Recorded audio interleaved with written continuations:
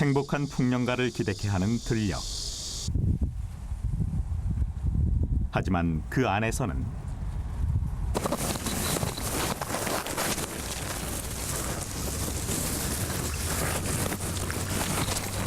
아유, 이놈은 풀 뽑아도 끝도 없고 자꾸 올라오는데 큰일 났네. 아유, 이거 뽑자면 참 지루해서. 세상 더 없는 골칫거리 잡초 때문에 농부의 이마엔 오늘도 주름이 는다. 그러나 여기 잡초라면 구겨진 이마도 활짝 펴는 이가 있다. 자, 올해도 또 여러분 신세를 내게 됐습니다. 풀림 잘 부탁드립니다. 지금 이 사람에게 잡초는 세상에 더 없는 보물이다.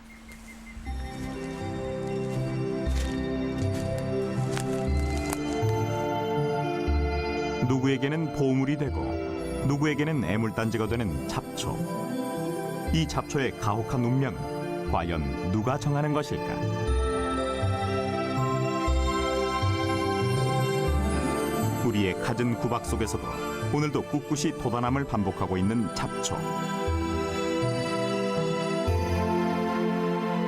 이제 잡초와 인간과의 골깊은 오해는 풀어져야 한다.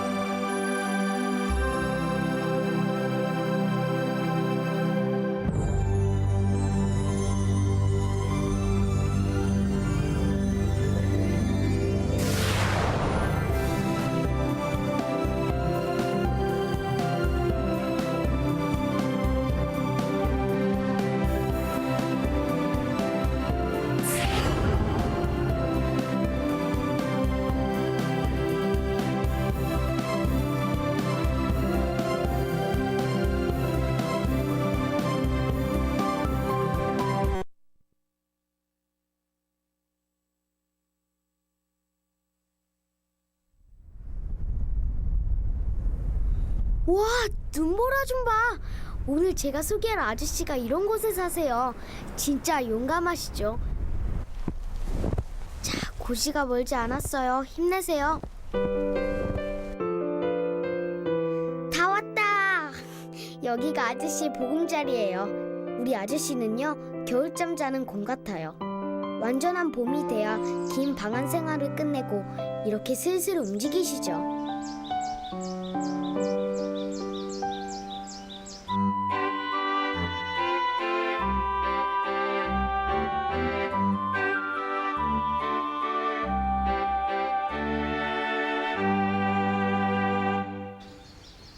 아저씨가 이 집에 산 건 얼마 안 되지만 강원도 어느 산을 비롯해 산 생활을 한 지는 벌써 19년째래요.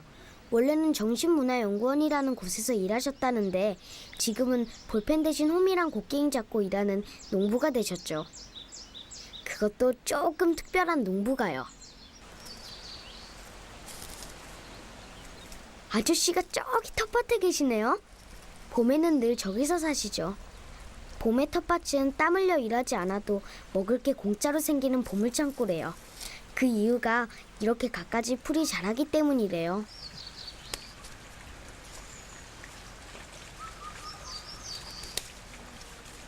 야, 이상하게도 있고 뭐 이거 뭐 도대체 무슨 밭인지도 모르겠네. 여기 크게 보이는 건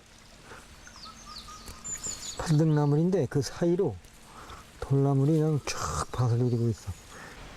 생각해보니 봄뿐만이 아니네요. 아저씨 밭에는 사시사철 농작물보다도 풀이 더 많아요.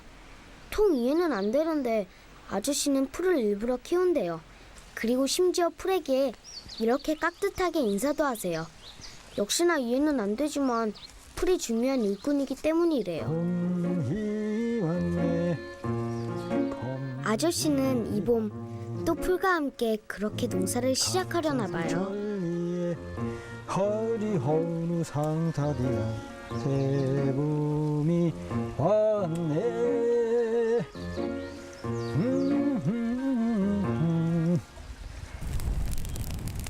농촌의 봄은 농토에 풀씨를 태우는 매캐한 연기로 시작된다. 농부들은 올해도 잡초와의 싸움에서 지지 않겠다는 전의를 그렇게 불태우고 있다.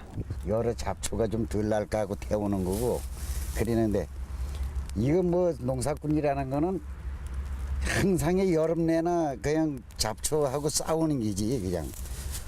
이래 싸우면서는 논을 메고 뭐 이래야 품값이나 나와야 쌀값 적지 이러니까 짜증만 나는 거예요.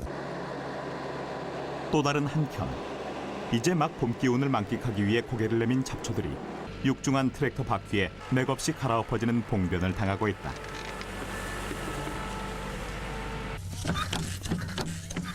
그것도 모자라 이번엔 독한 제초제 세례를 맞는 잡초. 발 한번 붙여보려고 안간힘 쓰는 잡초와 이를 몰아내려는 인간과의 전쟁. 봄을 맞은 농촌은 그야말로 총성 없는 전쟁터였다.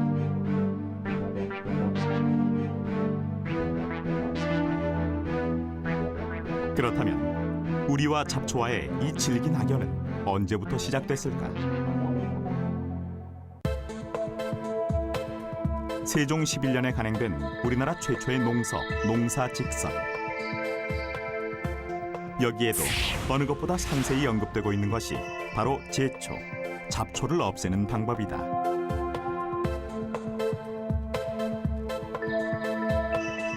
역사학자들에 의하면 농경은 약 1만 년 전에 시작됐다고 한다. 그때부터 인간의 지상 최대 목표는 수확량. 이 목표를 침범하는 잡초가 박멸의 대상이 되는 것은 당연한 일일 것이다. 이런 이유로 잡초와 인간과의 1만 년의 전쟁은 여전히 오늘도 진행 중이다.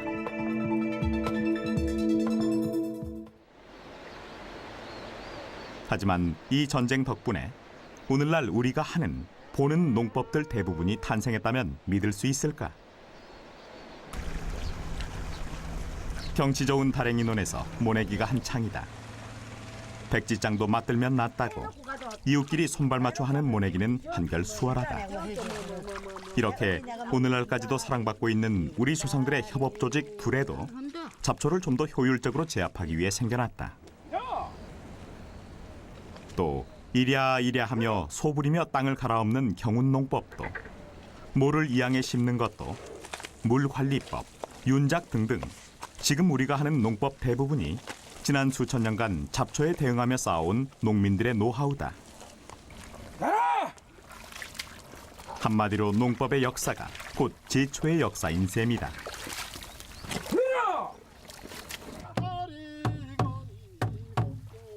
잡초가 만들어낸 것이 어디 농법뿐일까?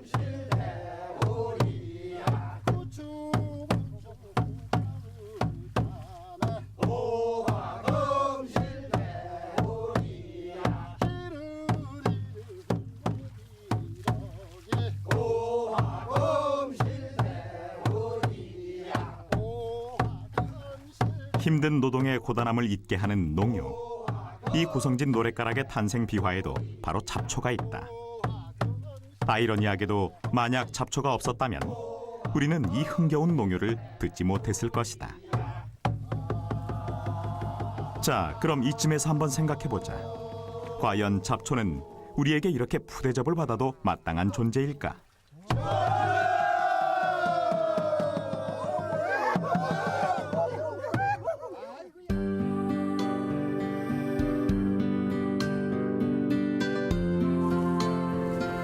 여기 그 의문에 당당히 반기를 드는 이가 있다. 독특한 방법으로 농사를 짓는 것으로 유명한 가와구치 요시카즈 씨가 오늘도 어김없이 농장으로 향하고 있다. 과연 그는 어떤 유별난 방법으로 농사를 짓고 있을까? 가와구치 씨가 운영하는 농장 안에서는 기이한 풍경이 연출되고 있었다. 논에 풀만 가득할 뿐 아니라 그 풀 속에서 어린 벼에 모가 자라고 있었던 것. 과연 그는 수확을 많이 내려는 농부의 당연한 욕심이 있기는 한 것일까? お米の苗小さい枝だけはこうした草のところに種をまいても草に負けますので、一箇所でこう群がったところでお米の苗を元気よく育ててあげて、で少年期ぐらいまでこれぐらいまで育った時に一本一本草の中に植えていったらもう負けずに元気よく育っていってくれるんです。そのような形で、肥料をあげない、農薬は用いない、耕さない、それで毎年この27年間作ってきました。 복잡한 그의 말을 정리해보면 이렇다. 쌀의 모가 풀과 경쟁에도 지지 않는 힘을 갖는 시기, 즉 가와구치 씨의 표현처럼 소년기가 되면 벼가 풀과 함께 자라도 수확량에는 전혀 영향이 없다는 것. 덕분에 그의 모내기는 정말이지 독특하다. 풀이 제거된 깨끗한 논바닥에 모를 심는 게 아니라 이렇게 풀 속에 모를 심는다. 그는 이런 방법으로 무려 27년 동안이나 쌀과 보리 농사를 지어왔다고 한다. 더 놀라운 점은 그의 농장이 인근에서 단위 면적당 가장 많은 농산물을 생산하는 곳으로도 유명하다는 점이다. 우리의 상식을 완전히 뒤엎는 이 모습들을 과연 우리는 어떻게 받아들여야 할까?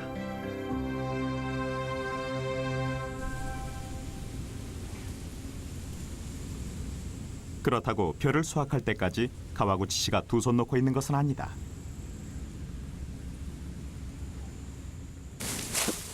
벼와 풀의 경쟁이 가장 치열한 시기, 즉 벼가 왕성하게 자라는 이양 후 한 달 동안 가와구치 씨는 벼와 한편이 된다. 그 기간 그는 벼 주변으로 크는 풀을 낫으로 베어 눕혀주는데 풀의 거센 기운을 살짝 꺾어주는 것이다. 이렇게 주인의 든든한 지원을 받은 벼는 한결 수월하게 힘겨운 성장 경쟁에서 승리하게 된다. 보다시피 가와구치 씨의 농사 방법엔 커다란 특징이 있다. 그가 여름풀이라 부르는 쌀이 한창 자랄 때는 겨울풀을 베어 눕혀 거름을 만든다. 하지만 쌀이 알곡을 털어내면 볏짚의 모습으로 겨울에 자랄 풀들의 거름이 된다. 이렇게 풀과 작물의 사이좋은 교대를 통해 가와구치 씨는 건강해진 토양에서 건강한 먹거리를 생산해내고 있었다. このように草の中で作物を育てるということはなかなかその人はできないんですが、そのポイントがうまくつかめて、そして的確に作業してあげたら収量は決して落ちないんです。 노는 물론 밭 등 2,400여 평의 모든 농사를 이런 방법으로 짓고 있다는 가와구치 씨.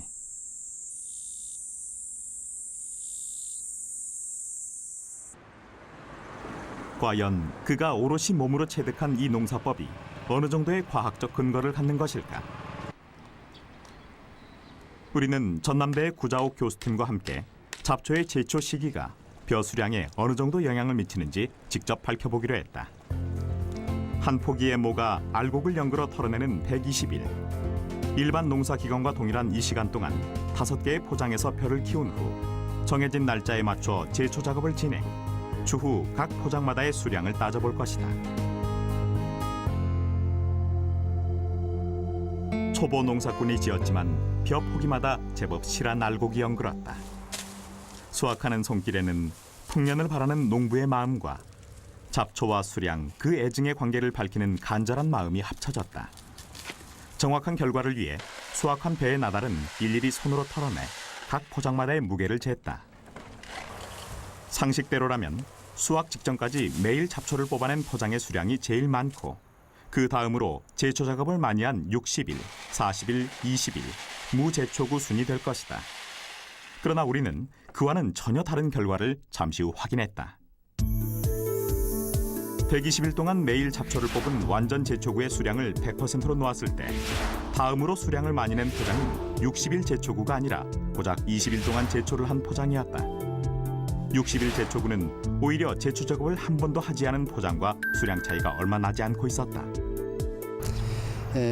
실험을 한 결과를 보셨듯이 잡초를 완전히 없앤 다음에 농사를 짓는 것과 잡초를 그냥 놔두고 농사를 지었을 때 그때 잡초에 의한 수량의 감소는 우리가 상상을 하기 어려울 정도로 큰 것이 사실입니다. 따라서 잡초를 방제를 하면서 농사를 지을 수밖에 없는 것은 사실이지만은 그렇다고 해서 잡초가 눈에 띌 때마다 없앨 정도로 이렇게 그 잡초를 방제하는데 노력을 많이 들여야만 된다는 그런 이야기는 아닙니다.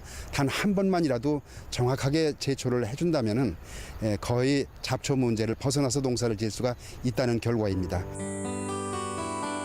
풀과 함께 농사를 지으면서도 절대 수량이 떨어지지 않는다고 호언장담했던 가와구치 씨. 그 자신감의 비밀은 오랜 농사 경험에서 체득한 작물과 풀이 경합하는 시기를 꿰뚫어보는 그 정확한 안목에 있었다. 잡초가 수북한 밭에서 일하는 그가 우리 눈엔 더없이 게으른 농사꾼으로 보일지 모르지만 잡초 입장에서 그는 세상에 더없이 영리한 농사꾼이다.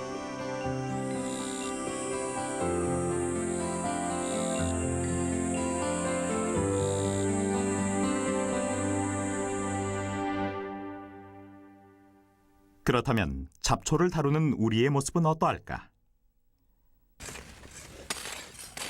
길게 뻗은 밭고랑을 아낙들이 하나씩 꿰차고 앉아 김매기가 한창이다. 잡초를 없애기 위한 김매기는 농사일에서 가장 중요한 일. 아무리 바빠도 여름 한낮에는 농사일도 쉬기 마련이지만 김매기만큼은 예외다. 뙤약볕 아래서 해야 잡초가 잘 죽기 때문이다. 아유 더워.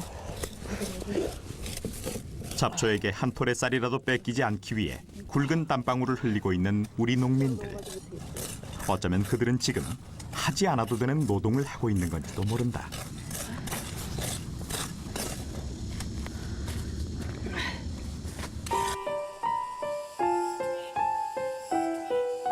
아저씨네 집에 드디어 여름이 왔어요. 제가 이 더운 여름을 왜 이렇게 좋아하냐고요?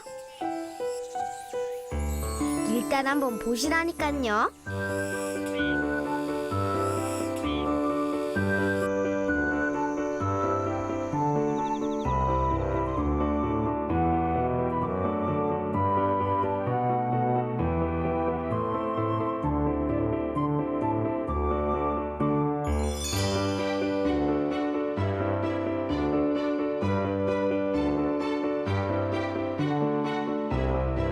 어떠세요?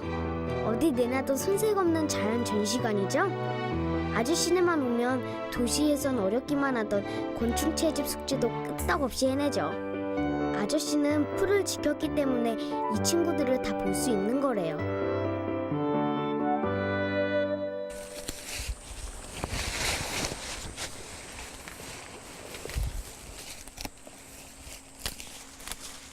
아저씨네 집은 동물 친구들만 찾아오는 게 아니에요. 인신후하기로 소문난 아저씨는 지금 언제 어디서 찾아올지 모르는 외지 손님을 위한 특별 음료를 제작 중이랍니다. 이 특별 음료의 주 재료는 풀과 산딸기 같은 산 과실들. 이것들을 설탕과 섞어 발효시키면요, 정말 맛있는 효소액이 돼요.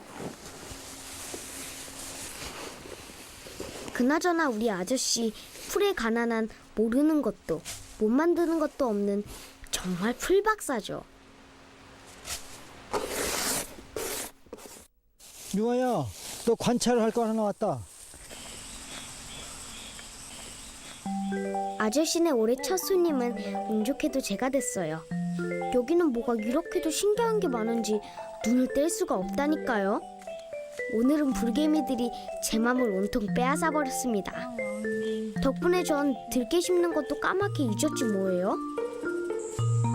여기만 오면 늘 이러니까 우리 엄마 아빠도 이젠 그러려니 하세요. 생협에서 일하는 아빠는 늘 건강한 먹거리에 관심이 많으세요.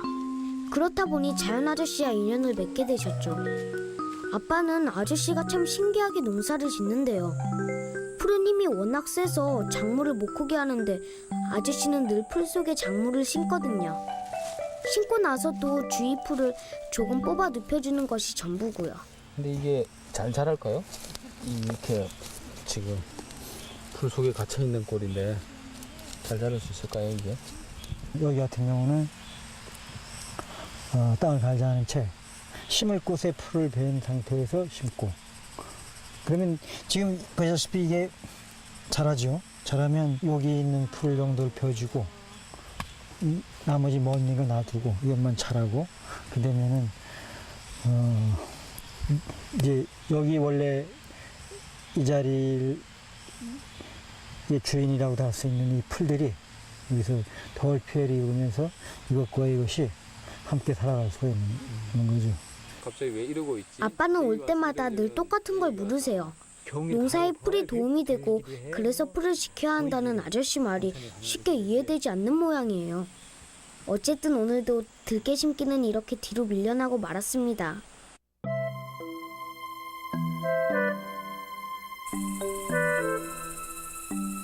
우리 가족이 돌아간 후 아저씨는 늘 그렇듯 귀뚜라미 노래를 친구 삼아 저녁 식사를 준비합니다. 직접 뜯은 풀이며 농사지은 채소를 능숙하게 썰고 무쳐내는데요. 그러고 보니 밥상 위에 오른 무엇 하나 아저씨의 손이 안 닿은 게 없네요. 햄 하나 없는 밥상이 전 영 탐탁치 않은데 아저씨는 임금 밥상 부럽지 않으시대요.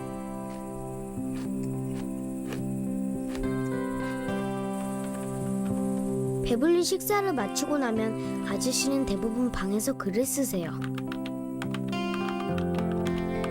저처럼 엄마에게 검사마트를 일기를 쓰는 건 아니고요. 다른 나라에서 아저씨처럼 농사짓는 사람들의 이야기를 우리말로 옮기시죠. 특히 일본에 사는 가하구치라는 할아버지 이야기를 책으로 많이 내셨어요.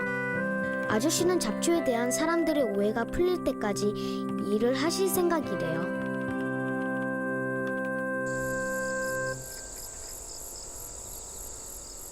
충남 홍성에 있는 이 마을은 마을 전체가 어느 풀과 함께 농사를 짓는 것으로 유명하다. 그리 특별할 것 없어 보이는 들녘. 수확을 코앞에 둔 이 들녘에 무언가가 뿌려진다. 화학비료의 비용을 절감시키기 위해서 헤어리 비치를 이제 녹비작물로 이용해서 이제 농사를 짓게 됐는데, 문당리에서 화학비료 대신 쓴다는 풀 헤어리 배치는 무엇일까? 콩과 식물인 헤어리 배치는 질소를 고정하는 능력이 뛰어난 것으로 알려져 최근 화제가 되고 있는 풀이다. 질소는 작물에게 키와 몸을 크게 하는 밥과 같은 존재. 그러나 안타깝게도 자연계의 질소는 공기 중에 존재하기 때문에 작물은 눈앞에 두고도 먹을 수가 없다. 그래서 농민들은 질소 성분이 든 화학비료를 대신 줄 수밖에 없었다. 뭐 헤어리 비치를 파종해서 사용하는 거는 이제 화학비료 대용으로 인해서 질소질 함량이 거의 그 비료하고 거의 비슷하게 나오거든요. 그래서 그 생태적인 거를 찾다 보니까 녹비작물을 많이 이렇게 하면 좋겠다 싶어가지고 이번에 헤어리 배치를 파종하게 됐어요.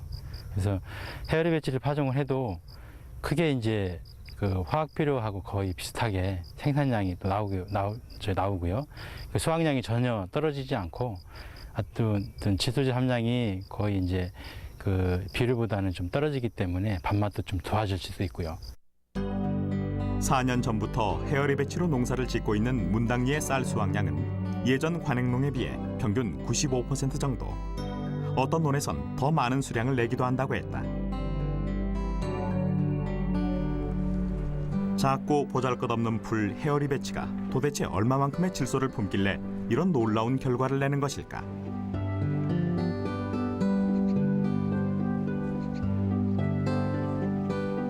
충북대 송범헌 교수팀과 헤어리 배치를 파종하고 약 6개월 뒤 우리는 헤어리 배치의 질소 고정 능력을 분석하기 위한 본격적인 작업에 돌입했다.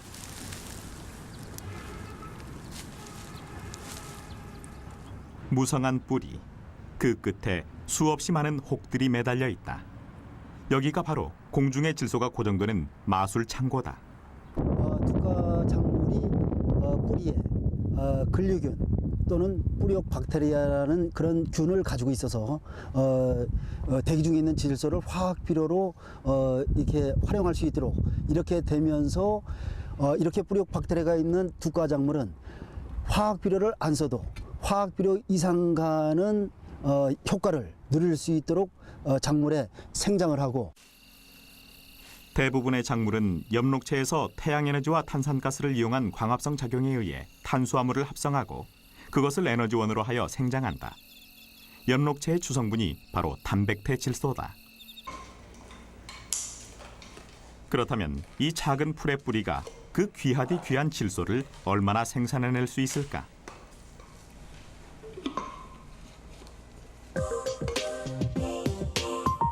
분석 결과는 예상보다 훨씬 더 놀라웠다.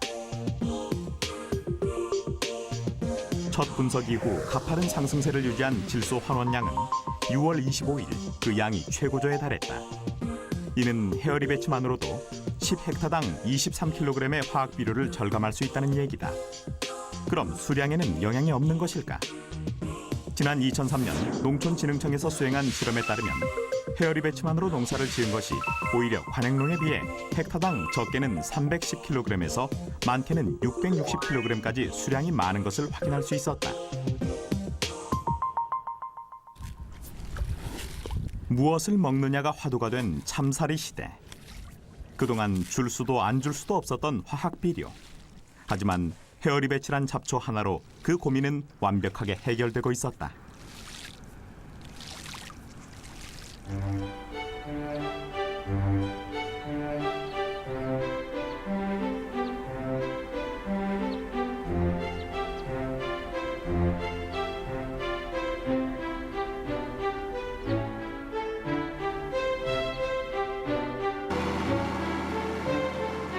우리나라 곡창지대 중 한 곳인 전라남도 함평. 지금 이곳에서도 자운형이란 풀로 화학 비료를 대체해 쌀을 생산해내는 움직임이 활발하게 일고 있다.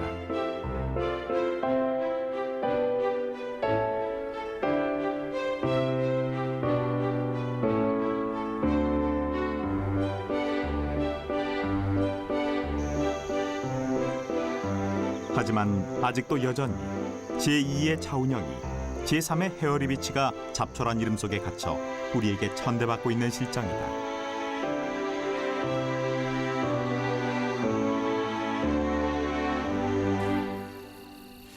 그렇다면 혹여 헤어리 배치와 같은 어느 특정 풀에만 해당되는 얘기는 아닐까? 여기 잡초의 위력을 톡톡히 경험했다는 이가 있다. 저 밑에 가면 포크레인조차도 꺼려갖고 안 한 부분이 있어요. 그런 땅인데 풀도 잘 안 자랐었어요, 거기는. 근데 지금은 거기 풀이 엄청 무성하게 자랐는 거예요. 그리고 땅도 지금쯤 가면 발로 툭툭 차면 부서질 정도로 됐어요. 도시에서 귀농한 강건만 씨가 처음 이곳에 정착했을 때만 해도 그의 땅은 삽 한 번 시원하게 들어가지 않았었다. 화학 비료와 농약의 결과였다. 자연 치유, 즉 잡초에게 땅을 맡겨버린 지 5년. 과연 그의 땅에는 어떤 변화가 일어나고 있을까? 토양 분석은 산림과학원의 이윤영 박사가 맡았다. 이 박사가 내놓을 성적표는 과연 몇 점일까? 풀이 없는 토양하고 비교해 봤을 때 이 풀이 자연적으로 자라나고 있는 토양 같은 경우는 그 1년 동안 그 생장한 풀이 다시 죽으면서 그것이 분해돼서 토양으로 공급되고 그 현재 토양 상태로 봐서 유기물도 풍부하고 또 공급이 많음으로 인해서 굉장히 촉촉하고 부드러운 느낌입니다. 따라서 토양이 많이 회복되어 가고 있는 것을 느낄 수 있었습니다. 잡초가 토양을 회복했다는 강건만 씨의 주장은 사실이었다. 지금도 강건만 씨의 땅 바로 옆에서 비료와 농약으로 농사를 짓고 있는 농가의 토양과 비교해본 결과 강건만 씨의 토양이 모든 지표에서 월등히 높은 수치를 나타냈다.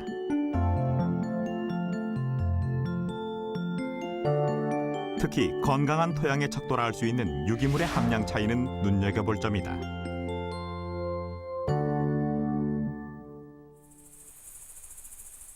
잡초가 끊임없이 골칫거리로 불리는 이유는 그들의 뿌리가 표토층에서만 양분을 흡수한다고 생각하기 때문이다. 하지만 이는 사실과 다르다. 우리가 애지중지 여기는 작물이 뻗는 뿌리가 고작 10여 센티미터인 것에 비해 잡초는 무려 12미터까지 뿌리를 뻗는다. 이 뿌리를 통해 땅속 깊은 곳에 정체된 영양분을 빨아올려 토양을 비옥하게 하고 결국 토양에서 자란 작물은 건강해질 수밖에 없다. 하지만 우리의 현실은 어떠한가? 잡초를 없애는 것이 토양의 숨구멍과 양분 통로를 막는 일인지도 모르고 여전히 우리는 오늘도 우리의 땅에서 잡초를 쫓아내는 데 열을 올리고 있다.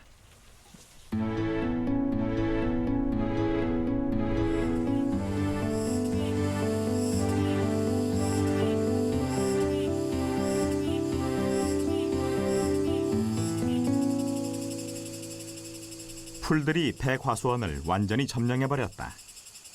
농토에 잡초가 우거지면 게으른 농사꾼이라 하여 어른들께 구중 듣기 십상. 이 과수원의 주인인 김경석 씨도 이런 이유로 아버지에게 쫓겨난 적이 있다고 했다. 그런데도 왜 그는 풀을 깎지 않는 것일까?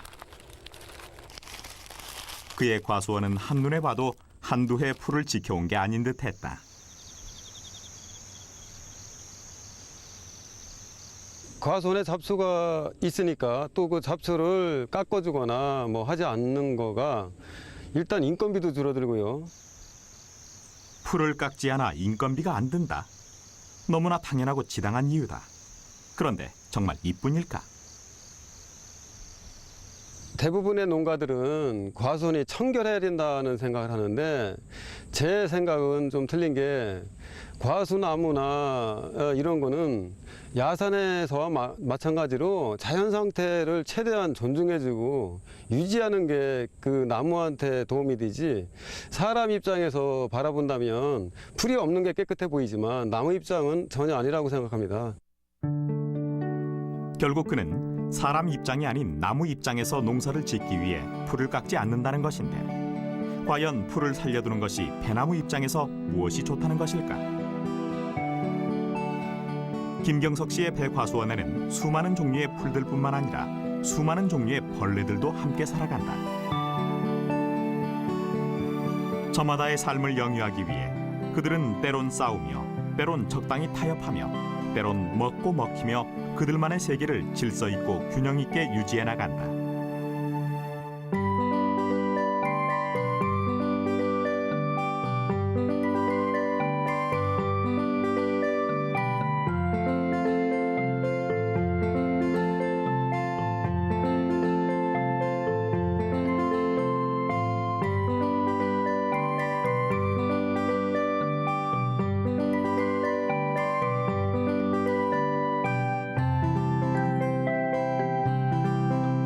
이런 모습을 보고 사람들은 신기하다, 놀랍다는 감탄에 앞서 병해충 피해를 걱정하겠지만 김경석 씨의 대답은 놀랍게도 정반대였다.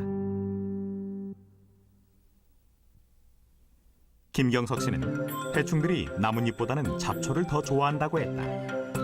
그 습성 탓에 응애나 진딧물 등 1차 해충들이 나무 및 잡초에 머무르게 되고, 그러는 동안 천적에 의해 자연 소멸된다는 것. 또 벌레가 적당히 있으면 새들이 벌레 먹느라 바빠 과일을 파먹지 않게 돼 새로 인한 과실 피해도 줄일 수 있다고 했다. 이런 여러 이유들로 인해 이 과수원에서 잡초는 더없이 든든한 일꾼으로 대접받고 있다. 이렇게 하접을 붙여주니까 찰려주세요. 단순하게 잡초를 깎지 않는 거 하나로도 이런 많은 혜택을 누릴 수 있다는 거를 이제는 제가 체감을 했고, 앞으로도 우리 농장은 계속 그렇게 갈 생각입니다. 잡초가 주는 그 혜택이 우리가 알고 있는 거 이상으로 많은 거라는 생각이 듭니다. 잡초의 힘을 경험한 이들은 임모아 말한다. 잡초를 보는 시선을 바꿨을 뿐인데 나타난 변화는 너무나 컸다고 말이다. 지금 세계는 잡초에 대한 오해를 거두려는 움직임, 잡초를 다시 보려는 움직임이 무척이나 뜨겁게 전개되고 있다.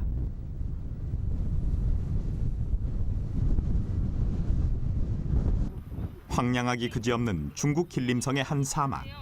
한국의 환경단체 관계자들이 이곳을 찾았다. 이거야 바로. 여기 자연스럽게 나는 거네 이게.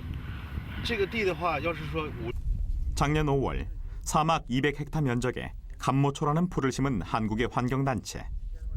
매년 봄철 한국을 뒤엎는 황사를 막아보고자 그들이 선택한 것은 흔히 쓰이는 나무가 아니라 바로 감모초라는 잡초였다. 지금 보시다시피 이런 강알칼리성 토양에서는 그 내알칼리를 가지고 있는 그 풀 외에는 다른 식물들이 자랄 수가 없습니다. 특히 나무 같은 경우에는 그런 내알칼리성이 없기 때문에 여기서는 나무를 심을 수가 없고, 나무를 심어도 기본적으로 물이 부족한 지역이기 때문에 나무가 생장하지 못합니다. 씨앗 하나 움트지 못할 것 같은 이 열사의 땅에서 지금 잡초 프로젝트가 진행 중에 있다. 지난 2003년부터 중국의 사막 총 800헥타 면적의 감모초를 심고 오염된 토양의 복원을 추진하고 있는 한국의 환경단체. 토양 내 알칼리 성분을 흡수하는 감모초가 성공리에 정착하면 머지않아 이 사막은 죽었던 기운을 회복하여 푸른 초원의 모습을 다시 되찾을 것이다. 그리고 그 반가운 조짐은 벌써 사막 곳곳에서 감지되고 있다. 생명이 모두 사라졌던 이곳에 이렇게 다시 생명의 기운이 넘쳐나고 있는 것. 하나의 잡초 덕분에 이제 곧 우리의 봄은 마스크 없는 쾌청한 날들이 될 것이다. 通过我几年来耕耘在这个盐碱地上，我觉得这个草是一个非常伟大的一个植物。它在任何植物不能生长的土壤里面，它能够完全的去生长。这样的话，我觉得这个草来说，它不仅是无人知道的小草，应该大家都推崇的一种很伟大的一个植物。所以说这几年来，我认为这个草对人类的贡献远远要比它的名字要大得多。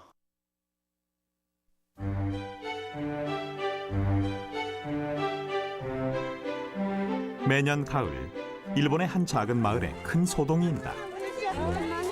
사진을 찍는 사람들로 넘쳐나는 이 마을은 후쿠오카시의 남동쪽에 위치해 있는 우키하라는 작은 시골 마을이다. 여느 농촌처럼 내내 조용하던 이 마을도 매년 9월엔 그 풍경이 달라진다. 사는 이들보다 많은 관광객들이 찾아오기 때문. 이들은 한결같이 이 마을에 있는 어느 잡초를 보러 왔다고 했다. 彼岸花を見に。彼岸花を見に来ました。稲が緑で彼岸花が赤で、そのコントラストがですね、ものすごく綺麗です。非常に感動しました。 이들이 감탄사를 연발하고 있는 것은 바로 피안화. 산악국가인 일본은 특히나 계단식 논이 많다. 계단식 농사의 관건은 물을 유지하는 것. 여기에 제동을 거는 것이 바로 논두렁마다 구멍을 내는 두더지였다. 이를 해결하기 위해 주민들은 뿌리 끝에서 독성 물질이 분비되는 피안화를 심게 됐고, 이게 절묘하게도 9월에 꽃이 만개하면서 꽃이 예쁜 마을로 관광 명소가 된 것. 피안화 꽃으로 눈을 흐뭇하게 한 관광객들은 너나 할 것 없이 꽃이 예쁜 마을에서 생산된 농산물까지 싹 쓸어가는 데까지 이르고 있다. 피안화라는 잡초 덕분에 농사면 농사, 관광 수입까지. 우키야 마을의 가을은 매년 더 풍성해지고 있다. 地元にですね、お金を落としていただける、ここのお米の美味しさも知っていただく、で浮葉の自然の景観の美しさも皆さんに都会の人に知っていただく、一つの観光資源景観という棚田の応援団、彼岸花が棚田の応援団になってくれて、経済効果もあり、ここだけでも1000数百万の効果が上がっておるということです。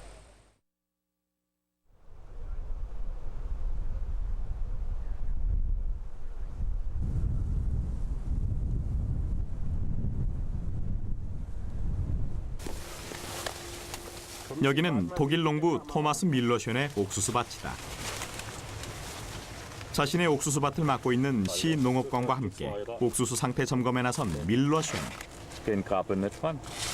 Zurzeit nicht. Also. 그런데 이게 웬일인가? 옥수수에 병이 났는지 껍질을 벗기는 옥수수마다 제대로 알곡이 들어차지 않은 것이 영 상태가 시원찮다. 가만 보니 옥수수 몇 개의 문제가 아니었다. 밭의 안쪽과 바깥쪽 옥수수의 키와 모양이 현저하게 차이나고 있었다. 도대체 이게 어찌된 일일까? Als Landwirt bin ich schon seit 20 Jahren bei dem Ackerrandstreifen mit dabei und wir sehen hier ja eine Fläche, wo eine Hackfrucht, also Mais steht, und bei Mais ist die Verunkrautung relativ stark und die Konkurrenz sehr stark, und Sie sehen hier die zwei Kolben hier konventionell angebaut und hier mit Ackerrandstreifen, und Sie sehen, der Mais verträgt. 밭의 테두리 보전, 즉 밭 주변에 자연적으로 발생하는 잡초를 보호하기 위해 일부러 밭 주변의 옥수수를 잡초의 제물로 만든다는 프로젝트. 그 의도와 의미는 좋지만 그만큼 줄어드는 농민의 주머니 사정은 어떻게 보상할까? Denn der Landwirt hat hier enorme Verluste und dieser Verlust wird ihm durch die Stadt ausgeglichen. Dieses Programm hat den Zweck, Unkräuter zu erhalten. Sie sehen hier jetzt im Mais die typischen Maisunkräuter.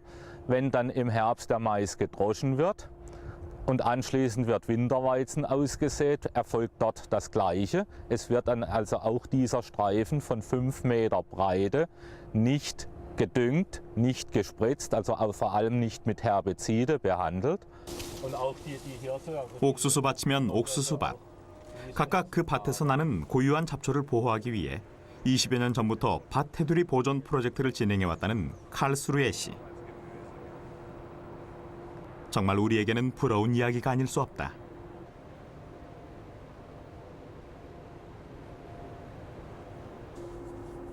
하지만 독일의 잡초 지키기는 여기서 그치지 않는다. 독일 대부분의 밭과 밭 사이에는 이렇게 녹지 지대가 확보돼 있다.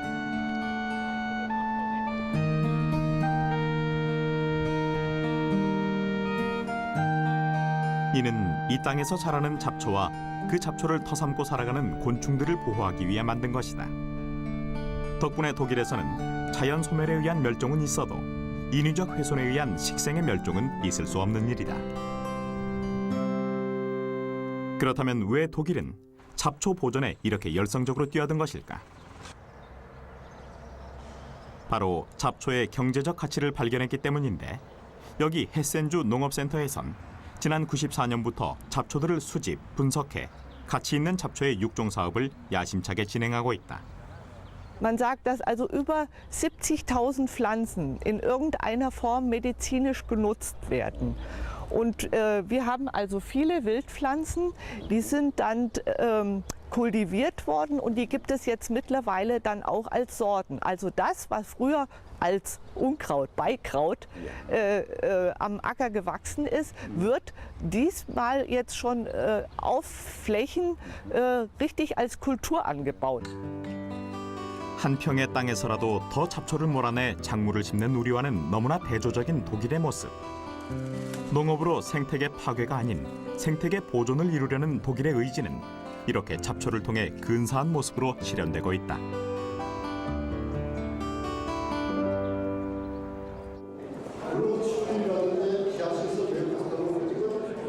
매섭던 겨울도 끝나가던 그날, 우리나라의 심장부 국회에서 의미 있는 전시회가 열렸다. 20년째 잡초를 연구하고 그 씨앗을 채집하고 있는 고려대 강병화 교수가 그동안 꼭꼭 숨겨뒀던 자신의 보물들을 세상에 선보였다. 우리가 몰라서 이름 모를 풀이 많다 이게. 그렇게 이름 모를 풀들이 많다 이래야지 정확하지. 잡초가 퇴출이 아닌 보존돼야 한다는 의견에 이제 누구도 이의를 제기하지는 않을 것이다. 하지만 잡초가 제대로 보호받으려면 잡초에 대한 오해 먼저 풀려야 한다. 강병화 교수는 이런 전시회를 앞으로 더 자주 열 생각이다. 지금 쓸모없는 풀들이 다음에 쓸모있는 풀들을 개발할 수도 있다. 그래서 그런 연구를 많이 해야 되고 국가적으로는 유전 자원도 확보해야 되고, 그러니까 식생은 서서히 변하고 있습니다. 변하기 전에 우리가 많은 재료를 수집해서 보관해야 된다. 훗날 어떻게 우리 후손들이 이용할지 모르니까.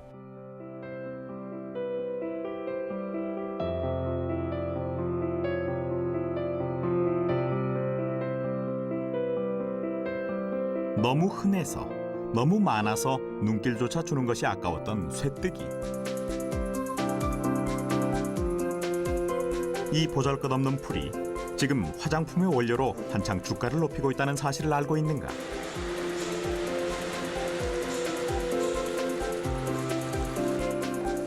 요즘 화장품 업계에서 쇠뜨기는 가장 주목하고 싶은, 가장 알고 싶은 보물이다. 그리고 이 풀더미 속에 지난 2005년 전 세계의 유전학자들을 놀라게 만든 주인공이 있다. 애기장대. 이 작은 풀이 멘델의 유전 법칙을 완전히 뒤엎는 희대의 사건을 만들어냈다.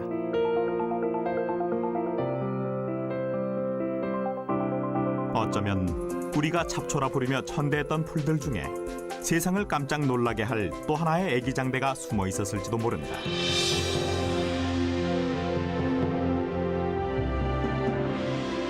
잡초는 없다.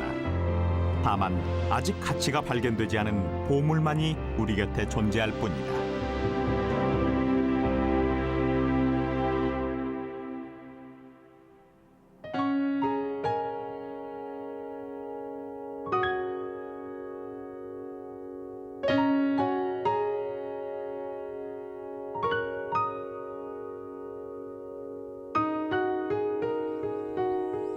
시간이 정말 빠른 것 같아요. 계절이 돌고 돌아 다시 가을이 왔거든요. 아저씨는 가을만 되면 뼛속까지 배가 부른 느낌이래요.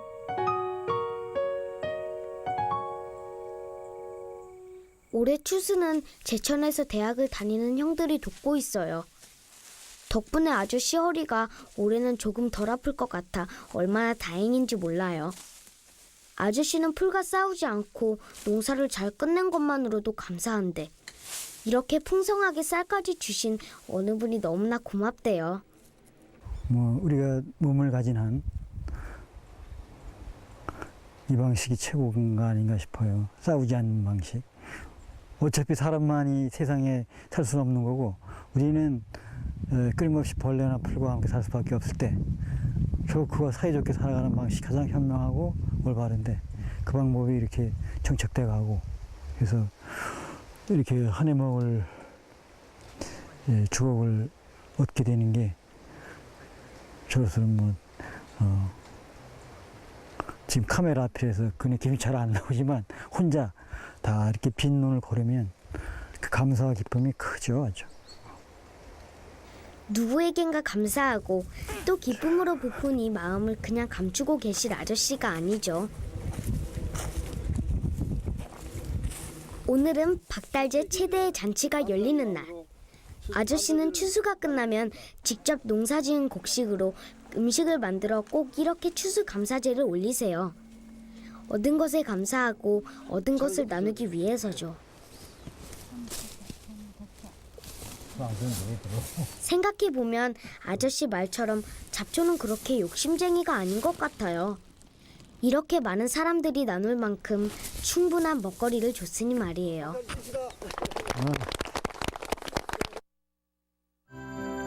눈이 와도 또다시 봄이 와도 이렇게 사시사철 언제나 우리 아저씨 집에는 정말 많은 풀들이 살죠.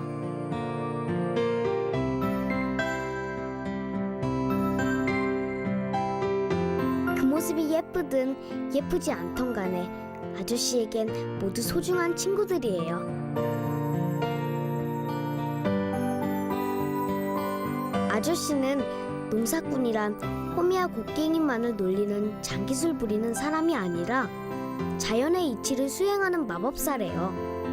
이름 모를 풀들이 나고 그 풀 속에 많은 곤충 친구들이 살아가고 그 친구들과 어울려 우리가 함께 살아가는 것, 살아갈 수 있도록 지켜주는 것. 이것이 바로 농사꾼이 진짜 해야 할 일이래요. 우리 최성현 아저씨는 진짜 농사꾼 맞죠?